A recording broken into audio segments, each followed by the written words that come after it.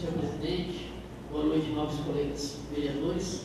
A todos que nos ouvem através da emissora de rádio, a todos que se fazem presente, professores, alunos, que empenhados, dados as mãos, estão aqui, assim como todo o movimento em todo o nosso Brasil, por dias melhores, por saúde melhor, por educação melhor, enfim, por várias situações que o nosso povo merece.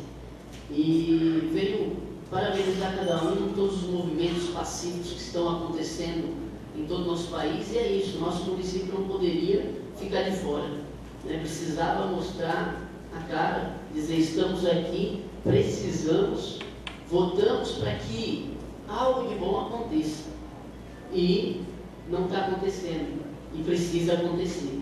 Então, somos a favor do movimento, acreditamos muito em mudança, em alguns lugares já essas mudanças estão acontecendo, e a gente pode ver isso através das emissoras de TV, mostrando, divulgando as manifestações e os resultados que vem acontecendo.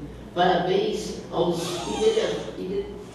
que idealizaram essa ideia, que puxaram à frente desse movimento aqui em Aparecida do Taboado, porque é de grande valia, tem repercussão com certeza, e vai fazer algo diferente acontecer no nosso país, no nosso estado, na nossa cidade, no município de Aparecida do Taboado.